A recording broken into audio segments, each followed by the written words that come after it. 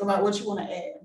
Like if we, the house doesn't have, it's a 1-car garage townhome as opposed to a 2-car, can't really do anything about that. I think that's gonna vary, right, from house to house. Right. Okay. Other monies that are needed, like for your appraisals. Cost. Okay. What else? Your hours, your work hours. Availability, let's put that here.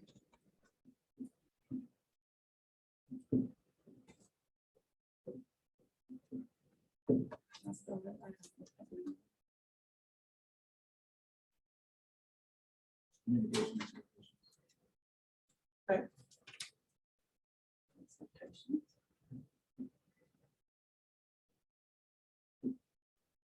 Any other decision makers?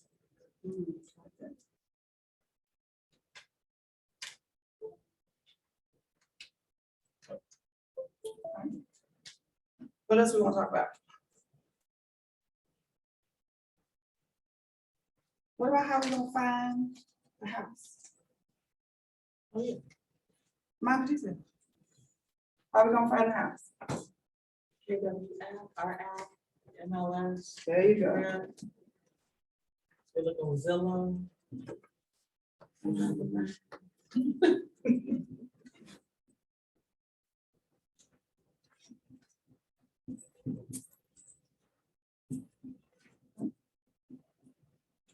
Open houses.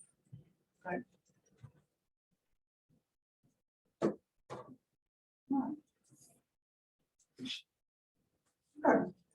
So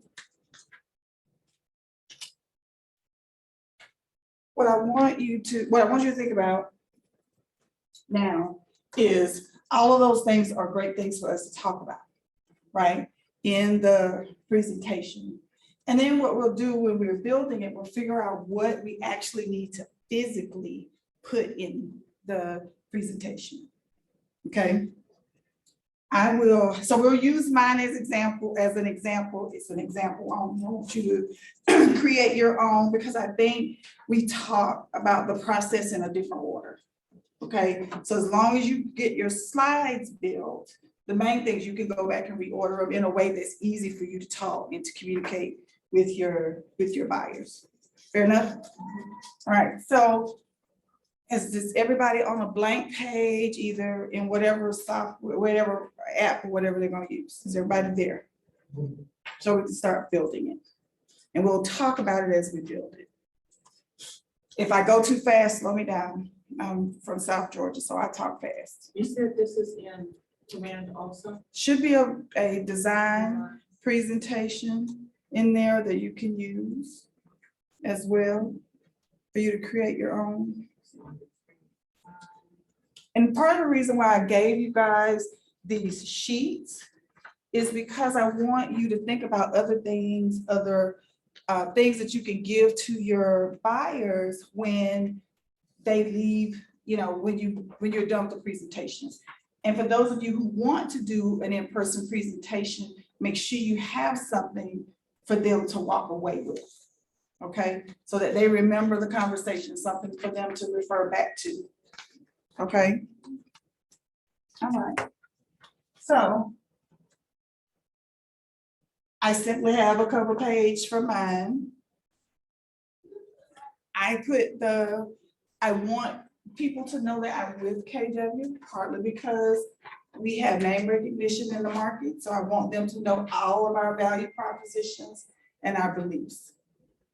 Okay, so I decided to put that in mine as my intro before I even say anything else about me. I want them to know the value of Keller Williams. Okay. If you notice, I have, or I need, this is, you can barely see it. I have the KW logo across the bottom of my presentation. I know it's hard to see.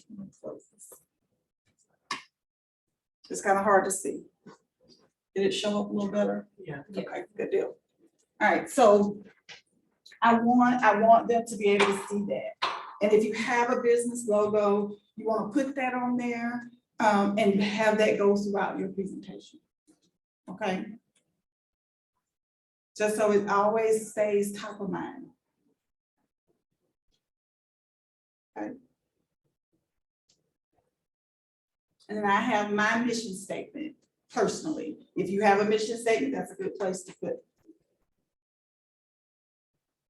Again, if I'm going too fast, slow me down. Is everybody at least on the page where they can, have you picked a template that you want to use or a theme that you want to use? No. Okay, you can always go back and change it. So I have a question. Sure. So I decided to go under the KW command under the buyer presentation. Mhm. Am I just choosing one of these booklets? Because it's booklets, it's nothing like. Yeah, it's just, it's a template. You're just choosing a template Okay. for my presentation. Um, Everybody got something to work with? All right, so I'm gonna tell you, if none of this is important to you and you want to start there, you want to at least have something that tells your clients about you. Okay? And even if it's somebody that you know, you want to almost reintroduce yourself, right? So that they start seeing you not as cousin, friend, coworker, or a previous coworker or whatever, they see you as realtor. Right? Look at, consider this your brand page on your. Okay. Does that make sense? Yes. Okay. I'll give you a few minutes to put some of that in, to jot it down. You probably won't finish it the whole class. We just want to get you a skeleton of what to put in your presentation. And then you can go back and kind of pretty it up the way that you want to.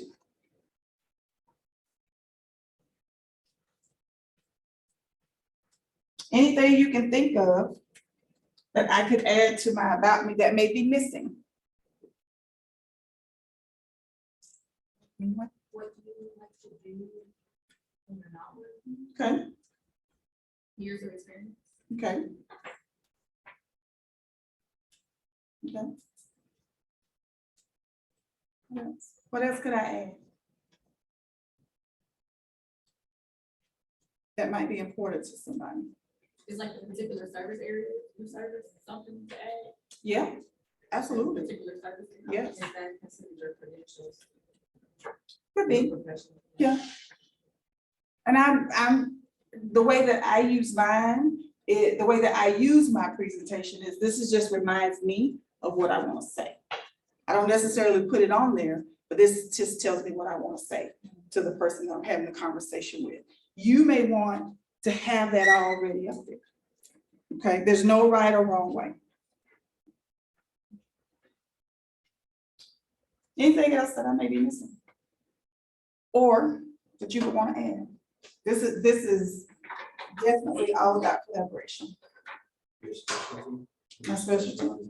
Okay. Okay. I work with a lot of veterans. I'm a veteran, so I might want to add that, right? If you're a little more seasoned in the business, some people might want to see stats. True. Great. What else?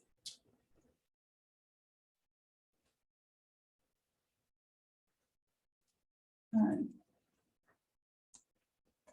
I talk about the types of agencies so people know that I'm working with them and we're working together exclusively.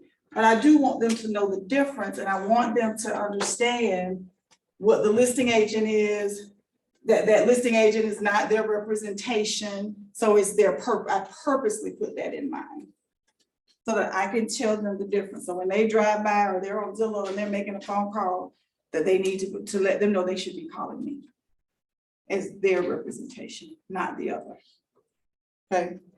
And specifically because I want them to know that this person represents the seller and they negotiate for the seller, not for them. Educating, absolutely. That's what this consultation is about. All right. I explain to them what dual agency is, and then I tell them that we do not do that at Cobra.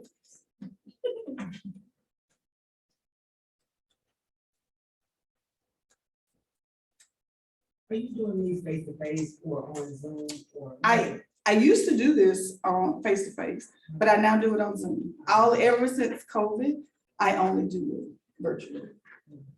I only do it virtually now. But if you were in the conference room, all you have to do is call up your presentation and you just go through whatever it is, because it's, this is just kind of, again, to remind you what you want to say.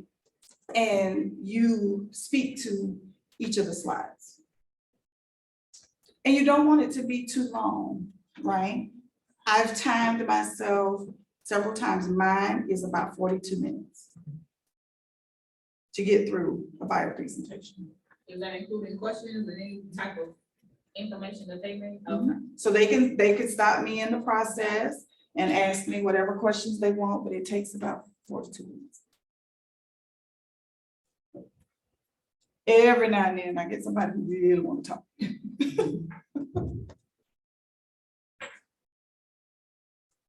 Anything else? Any questions on here? Anybody disagree with putting that in? Would you add designated agencies to explain? what that is? I think that's a good idea, but that makes sense. Everybody know what designated agent is, right? Agents in the same brokerage, when we deal together. But I'll make another note too, that dual agency is not allowed by our book. Exactly. And I tell them that's part of the conversation, but you're right.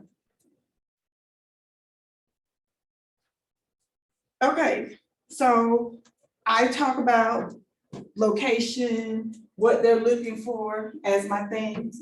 So you might want to create your next slide. You've got your about me slide, you got your agency slide, if you decide to put that in there. Now, what are you looking for? Okay, what's the right thing for you? I also have present a buyer's worksheet, a buyer information sheet rather, or a buyer intake sheet, so that I can write their information down as well. Or even if it's just on a plain piece of paper, right? I do use that and I let them know once we start that I'm going to be taking notes. So that I have all of the information that they give me and I don't forget anything. And people appreciate that. Okay, so don't feel like that's not something that you can't do and that it's not something that you can't say, because what that tells your buyer is that you're listening to what their needs are, right? Okay. So, finding the right home for them, the things that I know that I need to get in order for me to set them up on a safe search, for example, or an automatic email search, right? And we'll talk about that in a little bit, but this gives me the basis of what they needed that's important and how I need to start going to work for them once we're done.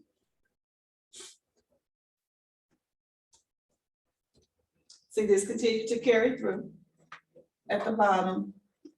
I just go to Canva or something like that and grab pictures. Yeah, they've got a lot of free pictures in this, so just go grab you one on each of these pages and put them in.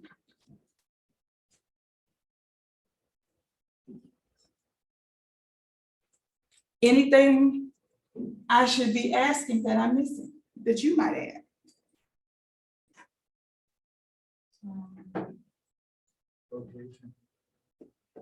Location, okay.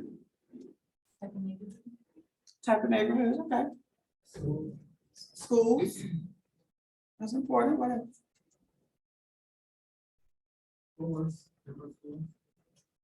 Yes, that's important.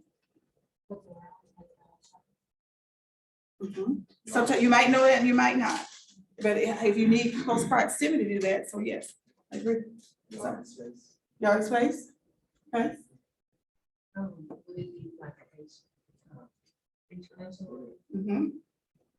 Whether that's important or not, because a lot of people don't, not everybody wants to be in a neighborhood that's HOA.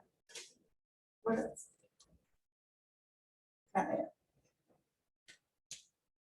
There's no right or wrong.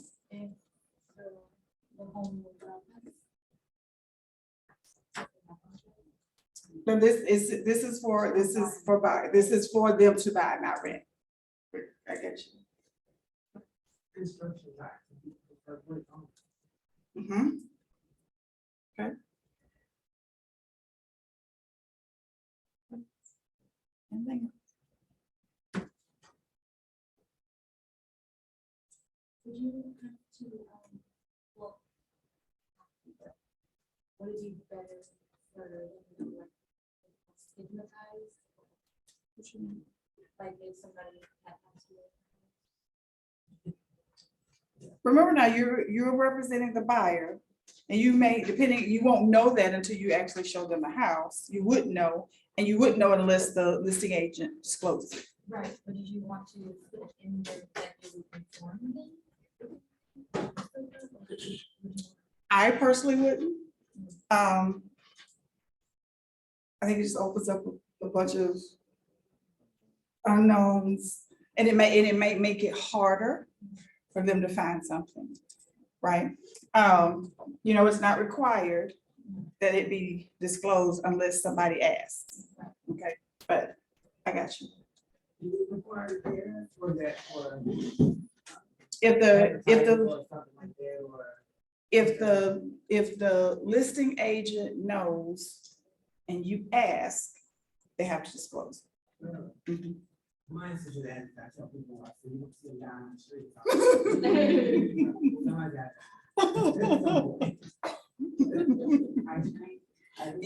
To her point about stigmatized houses, you know, they say some houses are haunted. And so people do want, you know, to know that. I'm not gonna ask, because I don't want to know that that house is haunted. I just don't want to know. It make me paranoid to go in any other house after. All right, so what else? The type of home, as far as like some people like older homes or Victorian homes, Mhm. like the history of the home, like Okay. from that history. not Home, like- home style. Yeah. Okay, what's your style preference? Okay, Did we say location already? we did a little bit, touched on that. I heard some. Price range? Price range. Yes, and we'll talk about that too in the budget when we get to that point, but yes.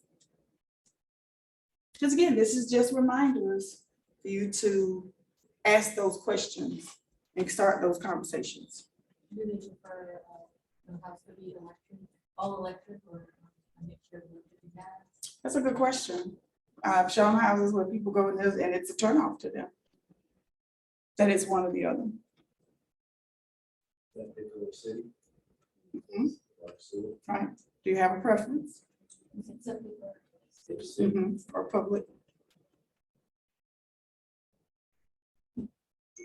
Another thing that you might want to ask your clients too, and I do this as part of the conversation of the first one, do you prefer new construction or resale? Okay.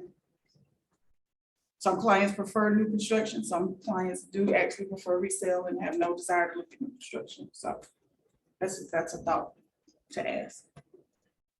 All right. Location, things to consider.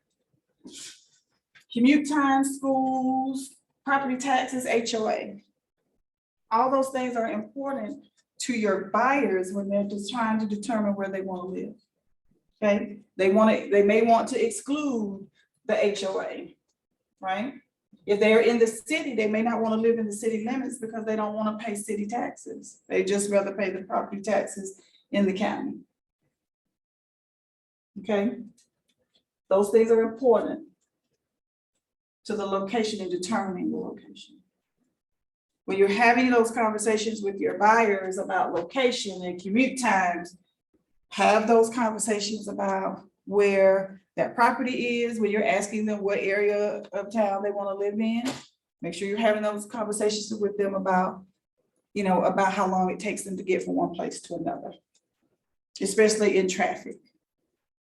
You don't want somebody to buy a house that is 15 minutes away, but they're in an area where it's going to take them an hour to get to work. They're not going to be happy with you.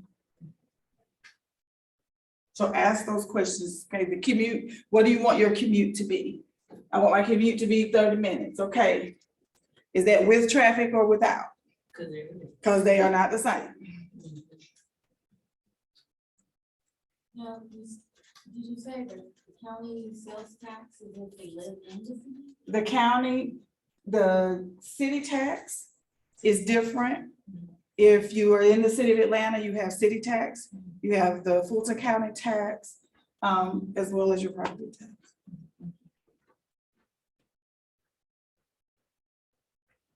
So you have Fulton property and what else? You'll have city tax in the city of Atlanta, property and your regular property tax. You know, whatever the county tax is or whatever. If there's an assessment, for example, that might make a difference too. So this portion of the taxes, when we do the CMIs, when we look up the property. and You'll see all realize that. That's where we get all of that. Yes, you'll see that. So these are just things to ask for when you're having, just when you're having conversations and how important to them, and those things go to the budget.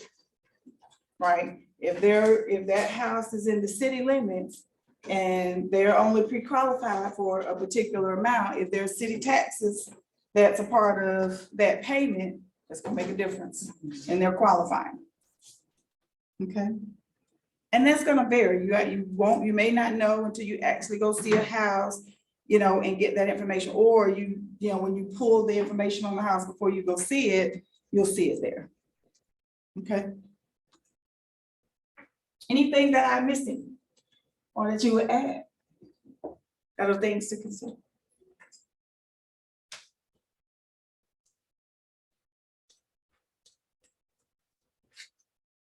You mean I covered it all? If they want to be like close percentages? Or is that something to consider? It may be. It may Different be. neighborhoods. It may be. Yeah. They may want to be in depending on the age of your client, they may want to be in a active community, right? So they may only be looking at it. So it's something to consider. Anything else? Are we hitting our marks with these things over here? Yes. Okay. We won't talk about the last one. Good. Keep me accountable.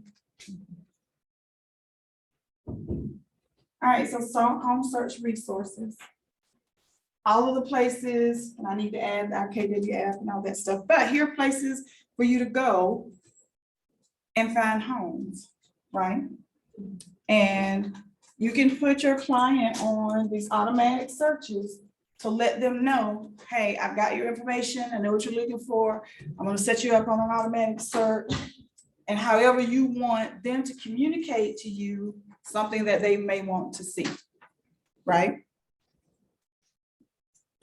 Does anybody currently set their clients up on those searches? Okay. How do you like for your people to communicate with you? She emails me. Okay, Alicia? Text. Okay, anybody else do something different? Okay, same. Just text me what the address is, I'll check it out. Okay, but let them know when you're doing the consultation that you have these resources available. Now, when you say you'll go check it out, like you'll see if there's any issues. Oh, no, I'll go get the details. I'll go get the details. But it depends, to your point, it depends. So if that house is right near where I live, I might say, hey, if the house is where I live, literally I did this with one of my last clients, the house was probably 3 miles down the road from me. So I went down there and did a virtual tour, right? It was just easier for me to do it than him coming all the way from the other side of town, right? So sometimes I will. I don't tell them that in the consultation because I don't want that to be expected. Because that is the exception and definitely not the rule.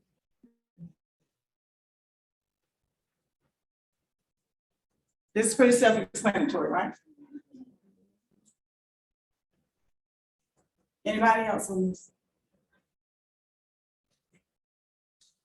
All right, so I go through the process, the steps in the process of what it looks like to make an offer. And some of this is lipstick of what's happening in the current market. But it's also an opportunity for me to set the expectation as well about what is happening in the market, right? Houses are going on the market quickly, on and off the market quickly. We need to make sure that we are ready to go at all times, right?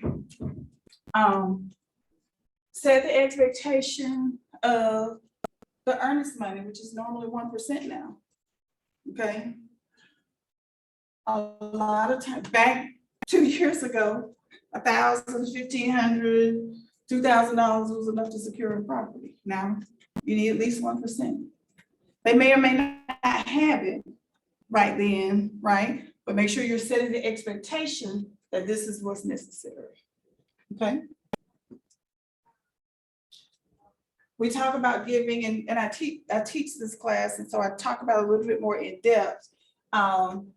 When we're submitting an offer, if we're submitting an offer during the week, I try to give them a couple of days to respond, the seller a couple of days to respond. But I tell them why. We're gonna give them a couple of days to respond. A hot property in that sweet spot comes on the market on Thursday and Friday.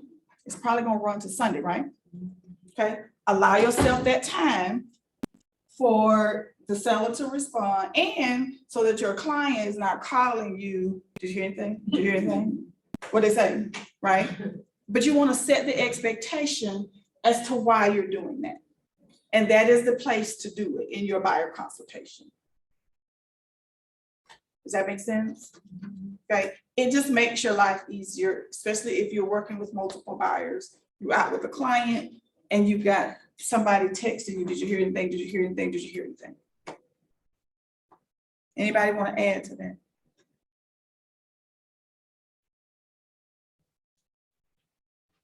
I explain what the counteroffer process is and what that looks like, okay? And give them an example of what a counteroffer will look like. Then we talk about the earnest money. We talk about how the earnest money is paid, certified check or wire. If it's anything over $5,000 needs to be wired. Our office doesn't take anything over $5,000. They changed that. They did. It's 10 now. Okay. So we want to make sure that we're letting our clients know that information, because that's important when you're working with deadlines on your contracts. Okay. Due diligence is typically 3 to 5 days in this market. Anybody disagree? Set the expectation with your clients, right? So that they know that there's a sense of urgency for them to perform. Okay. When we go under contract, we have XYZ, 3 to 5 days to get our inspection done. Okay. Let's go ahead and have somebody already identified so we can make our offer as strong as possible. Okay. Set the expectation that they got to move fast. Okay. Appraisals can take up to 21 days, financing contingencies, most of them under up to 10 days. Normally, if I see something as listing agent over 14 days, I'm asking, why is it taking your lender so long? Why is it gonna take your lender so long? Okay, because most people are having their people already, underwritten, and they've got their documents in, all that good stuff. We'll talk about that. Anything you want to add? I have a question. Is anybody running into like a counteroffer situation like, So, in this market or, so it just depends on what it is. I have a closing date counter offers. I've counter dates as the listing agent. To expect from the closing attorney, will they take care of it? Do they represent and they don't really? Not necessarily at this point. I wouldn't, not necessarily at this point, but that's coming. Anything somebody else want to add? If they can insurance? That's part of the lending process. Alicia, you like to want to say something? Well, I was just looking at it and I was thinking, but it might be part of the lending process, making sure not only do they have earnest money, but their closing costs. And Yes. if they're willing to do an appraisal yet, Yes, yes, or, talking to them about a ribbon and things like that. okay. You can add that. So I've heard appraisal gap before, but what is that? So you make an offer on a property. We offer 200,000, right? Or we offer 215,000. The appraisal comes in at 200,000. There's a $15,000 gap. Are you gonna make that gap up using a program like Ribbon where they'll make up some of that gap for you? Are you willing to do some of that on your own? And at that point, you're able to, the buyer is able to back out of the contract. Back out if they submit the offer If with that? the appraisal comes back and it's cheaper than what they offered, and the seller is willing to To do go some. down to the appraisal. You can, but I think from look at it from the consultation standpoint, which is what Alicia is getting at. If I need to let that buyer know that competition is strong in this market as part of the consultation. And if there is a possibility that that appraisal, in order for them to be competitive, they're gonna have to pay more than list price and more than what their house may appraise for. Okay, so we wanna set that expectation, but here are some options with companies like Ribbon and Divvy and all of the others, right? That could potentially help you. Should that situation arise. Are you willing to pay more than the list price? Would be the question that you want to ask your clients in the buyer consultation, okay? And their answer may be no. That doesn't necessarily mean that you necessarily turn that client away. But if that client is in that $200,000 or $250,000 price range, and in some markets, in some areas, obviously more than that. You want to set the expectation that we may be submitting a lot of offers until yours get accepted because of that. Okay, so it may get frustrating, it may be harder. Again, you want to set the expectation, not impossible, but you definitely want to set the expectation. That's the purpose of us having a buyer consultation. I missed anything?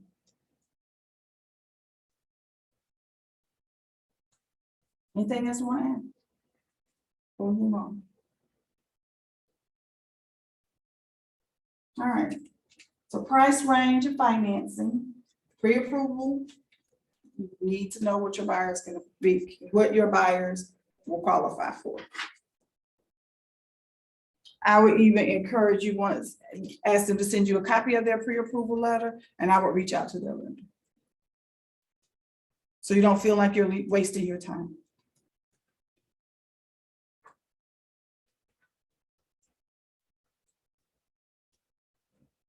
Okay.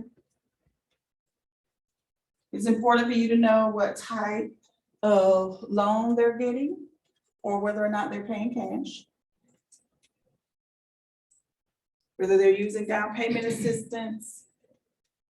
All that's important.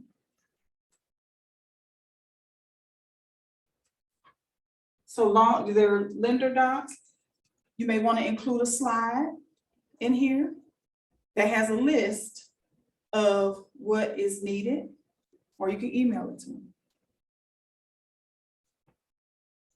Okay. I don't have that in mind, but I am gonna have, and we haven't gotten to it yet, but once we get to the end of my presentations, one of the things that I'm gonna change, I realized this weekend I need to change, is I need to give them a call to action and give them some information, something for them to take away, even virtually. That's not necessarily an email. So I'm gonna create a QR code that has a PDF to the lender documents that they need to be getting to their lender if they have not already done so. Okay. Make sure you have a call to action on your presentation And I'm gonna do that myself. Somebody can hold me accountable to that. Okay, You said the call to action is on your giving. the call to action, it's not in this slide, but it's something that I'm gonna add. So once we're done with the presentation, my next presentation going forward, I'm gonna have my assistant create a QR code that and when they do it, they get a PDF document that has all of my contact information on it, but it'll also have a list of the documents that they need to get to their lender. Okay. And they'd be willing to share that with somebody, right? I've talked to somebody, I've talked to a realtor, this is what she says I need to have, and she shared that. Now you have the opportunity to capture that information from the other person, right? Right. Okay. Winning. Winning. So lender docs, tell me what's needed from the lender, for the lender. What do you need to be telling your clients they need to provide?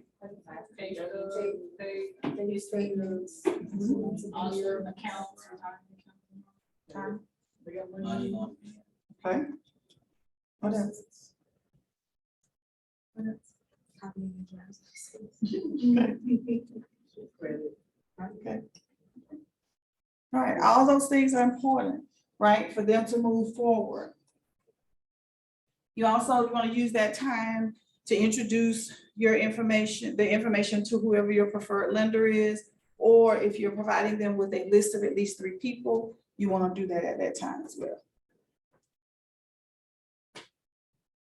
So I guess a key takeaway is the purpose of the buyer presentation is to kind of simplify the process in layman's terms of everything that they would need to prepare themselves and get ready for when it comes to buying a property or buying a house. Yes.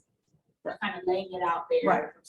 from start to finish, what all you need to do, and kind of helping them along the way with the tools and tricks, or Absolutely, things to remember. And remember. absolutely.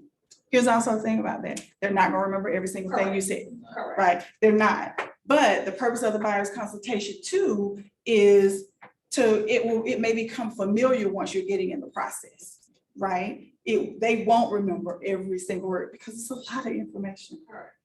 in the process. But it'll help you when you get to the next stage, you can say, okay, so the next step is for us to do this based on your presentation that you've already given them, because now they have some familiarity. Make sense? I just wanted to know too, if you are giving them the list of the 3 lenders, not kind of saying cross reference the lenders and that's how you create the list of documentation, right? The documentation for the most part is the same. Yeah. Well, yeah. They should, all of the lenders are gonna still need bank statements. Anything else? And then you explain to them what the underwriting process is, briefly, because again, that's more of the lender's role. But you wanna tell them, once you send in all of your documents, how your file moves to underwriting, it could take up to 5 to 7 days in order for it to be underwritten for the final approval. And then the lender is gonna ask you for some additional information. Make sure you give it to them quickly so that we stay on track to close. Okay, it's just an opportunity for you to say that to them.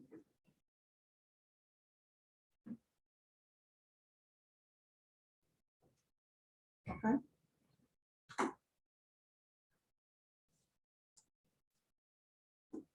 And then closing. Right? And then funding and what that all looks like.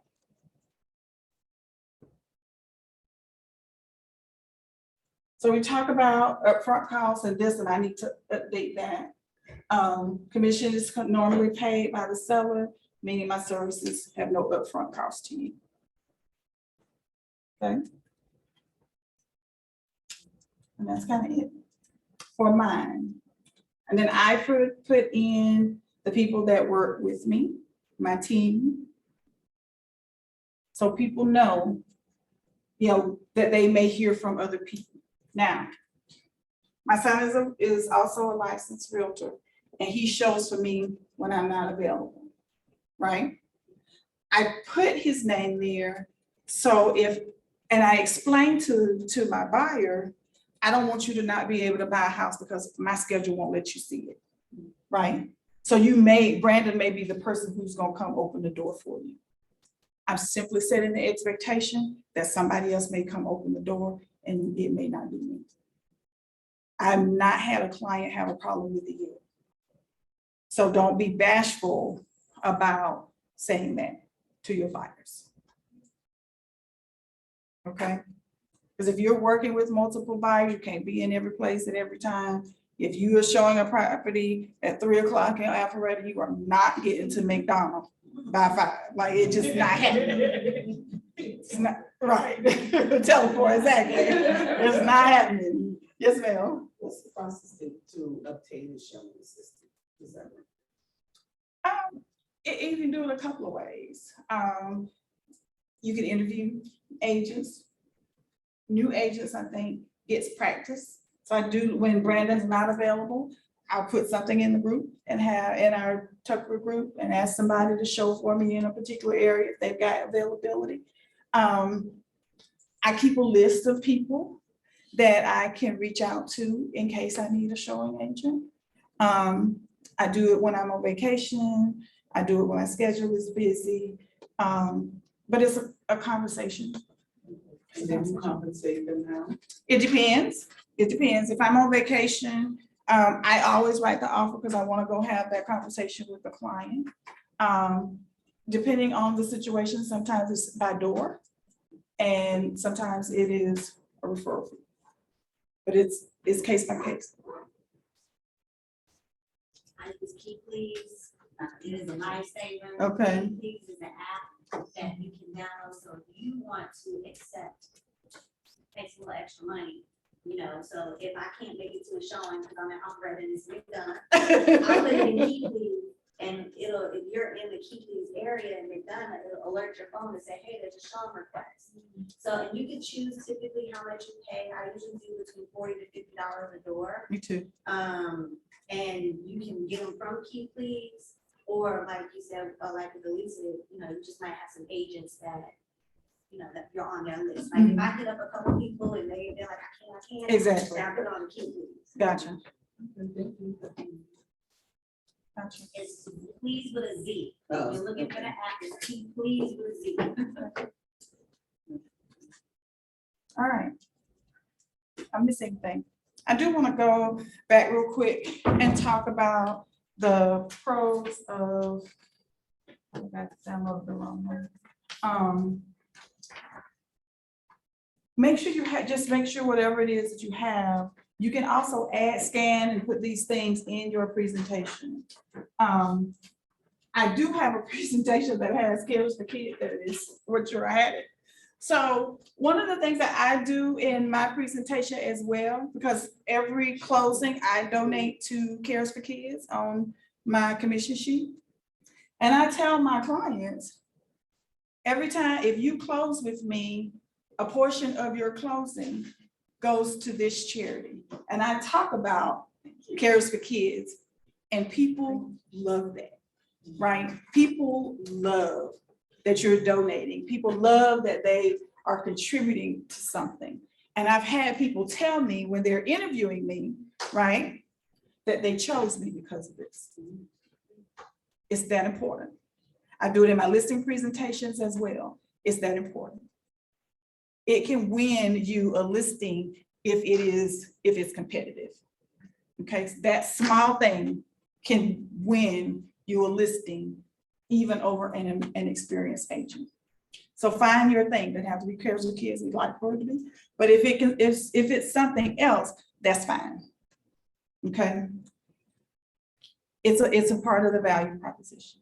I'm glad you said that because I do have my listing appointment. So yesterday at my listing appointment, it's my last flyer. I said, hey, when, you know, Alicia, we earn a commission, a portion goes to our favorite charity, which is Cares for Kids.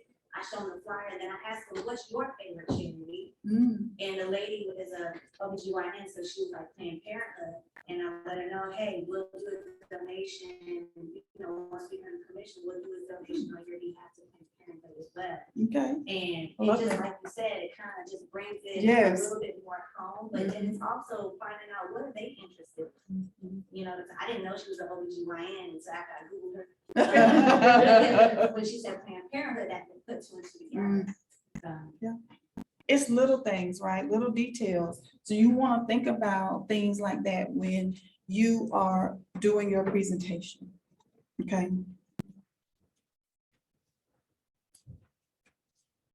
Then I put in my info on how they can connect with me.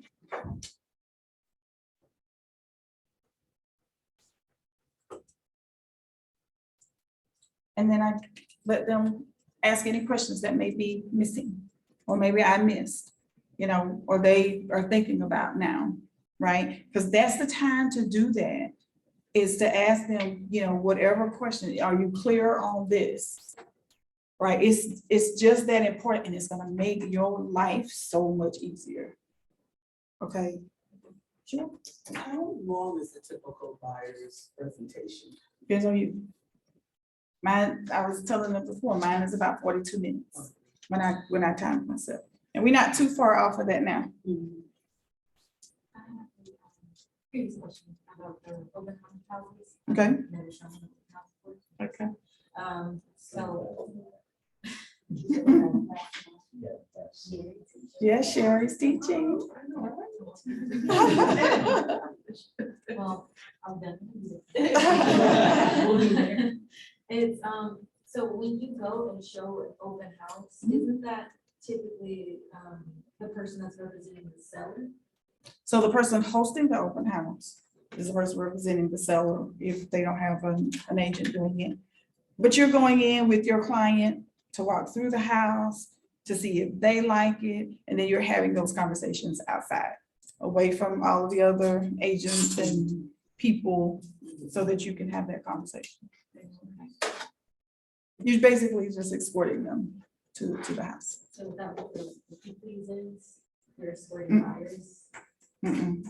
That would be a showing agent. I can't attend. I called you, or you're on the Key Please app and you respond. And so you're saying, yes, I can go show this house for you. That's what that is. So would you be a sub agent if you, or would you sell, or show the house for the seller? Or host the show? Mm-mm. So you would be showing, I'm representing the buyer, and I can't make it because I'm in Alpharetta and the house is in McDonough. It's 3 o'clock. I gotta be there at 5. And I use that app, or I call you and say, hey, tell me your name. Kayla, I will remember your name. Kayla, can you go show this house for me? My client is, are you available to show it? And if you say yes, you simply meet my client at the door and open it up, you know, and I'll tell you, you know, she really likes this house. I just need you to open the door. If you'll call me and let me know what the feedback is. That's it. Do you have your Key Please people do that? Give you feedback? Information on the home, but we don't have to discuss the aspects of the house, we just getting them there. And getting them. That's it. For me, yes. One detail. Typically, let my client know, hey, Kayla's gonna meet you at 5 o'clock. If you have any questions about the house, let me know. I will set up the showing for showing time. Mhm. And then I'll send Kayla a screenshot and say, hey, this where you going at 5 o'clock, my client's name Yep. is, you know, Kelly. And you just go open the door, but I tell my client, if you got questions, you call me. Me too. Me too. You know, Right. cause I don't want to get on you, and I'm like, what? Right. Because everybody's style is different. Everybody handles their client different. Just open. No, you just open the door, and then if they have any questions, you be like, yeah, that's a great question. Alicia will be able to help you with that. So you go ahead and. Mhm. Absolutely. So don't feel pressure like you gotta know stuff. Right, you don't. All gotta You do is absolutely don't. open the door. Open the door, turn on the lights, turn the lights off, lock the door. No, no, none of that. None of that. You can or cannot walk with them. You can literally just kind of be there or walk with them just for comfort for them. I just tell my people to open the door. Oh, okay. Just so, I don't, yeah, because they may ask you a question, one, you're not familiar with the property. You don't know what the background is with them because I'm their client and you don't know what that conversation is. And my client might get mad and decide they don't want to work with me no more because of you. You know what I mean? And I don't mean, and please know, I don't mean that in an ugly way. I certainly don't mean it in an ugly way. But you just never know the relationship because you're simply opening the door.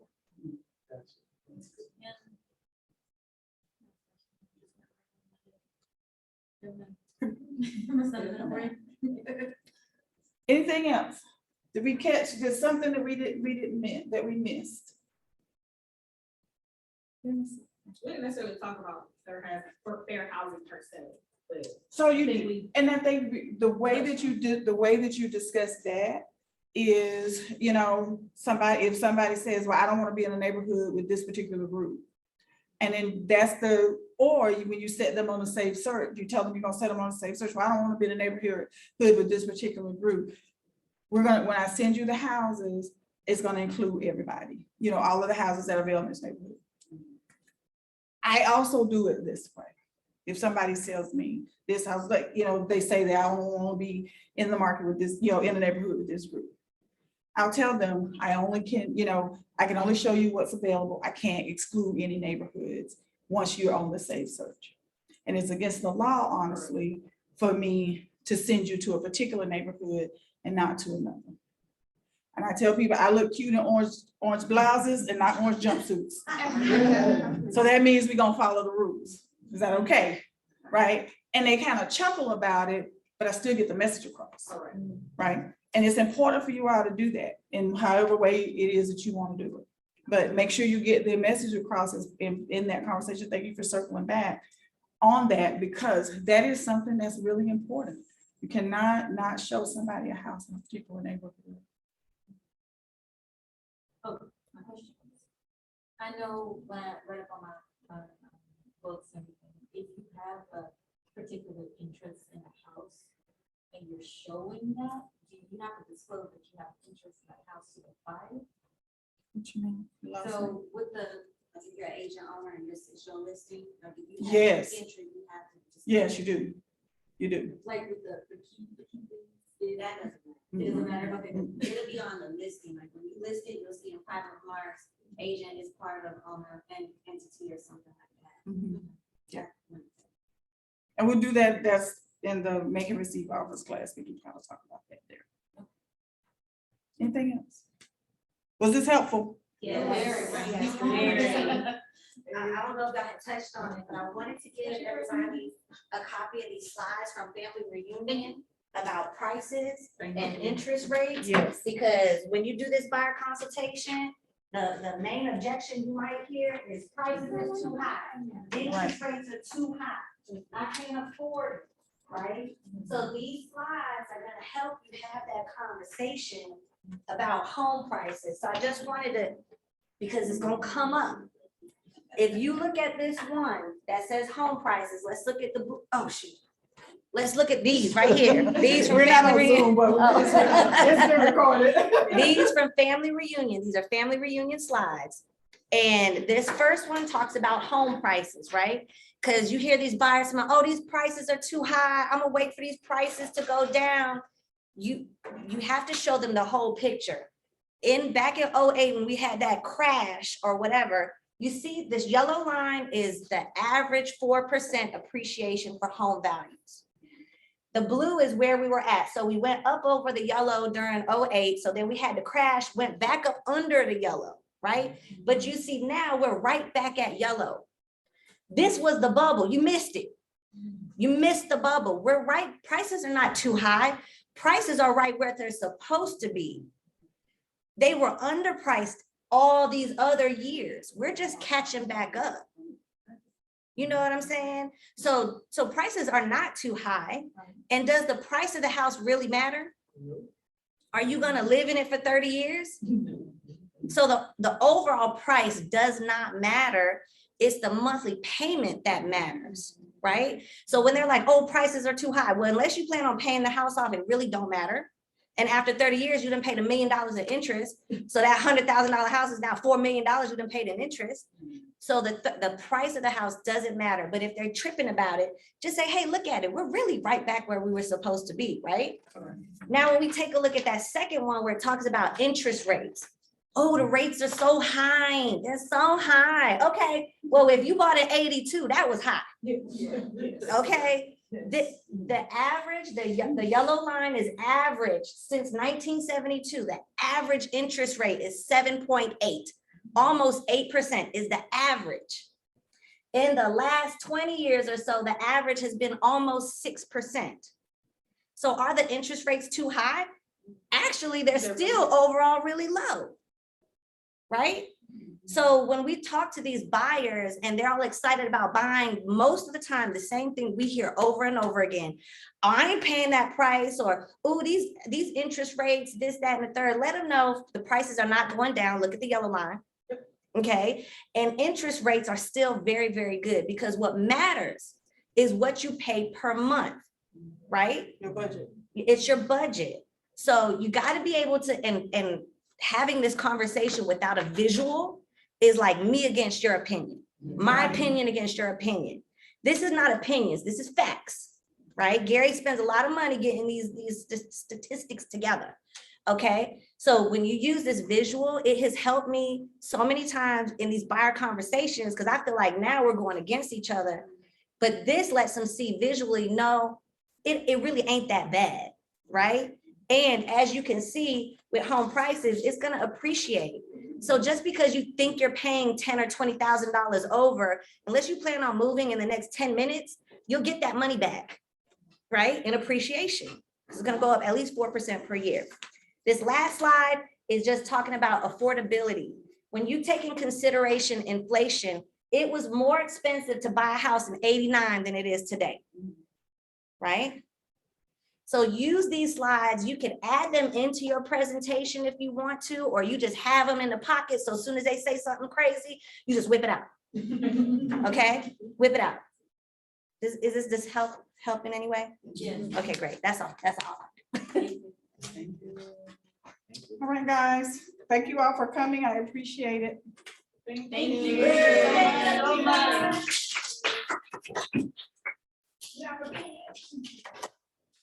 Tomorrow. 2 o'clock tomorrow. No, yeah, go out tomorrow.